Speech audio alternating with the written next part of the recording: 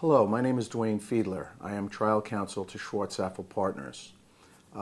Oftentimes we're asked, what is a medical malpractice action? And I'm here today to speak to you as to what exactly that is so you have some sort of understanding as to whether or not you may have a case. Medical malpractice in New York State involves proving various elements of that case. First, we look at the following question. Did the physician or hospital or other medical provider deviate or depart from accepted standards of medical practice? And in that regard, we use the finest experts in the country to review each and every medical record and radiological or other study that would be relevant to his inquiry.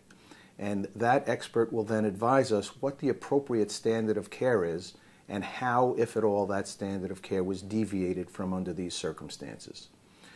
In addition to that inquiry, it is also necessary in proving your case for medical malpractice to establish that there's an injury, and the experts comment on that as well.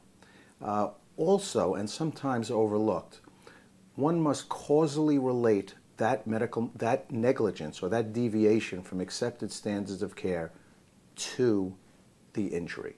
So the last question that I wanted to discuss with you, which will also be addressed by our medical expert, is was the deviation from accepted standards of medical care a proximate cause of the injury that's complained of? Sometimes we see that the injury is not the proximate cause of the deviation. For example, in a case involving a delay in diagnosing any sort of cancer, there may be an egregious deviation from accepted standard of care in failing to make the appropriate diagnosis, be it breast cancer, lung cancer, colon cancer, or any other type of cancer. However, it is then incumbent upon us to be able to prove that that delay caused an injury, so that if your life expectancy was altered as a result of the delay, that would be a cause. If additional treatment, whether it's more extensive surgery or adjunctive therapy such as chemotherapy or radiation, was necessitated by reason of that delay, then you may also have a case.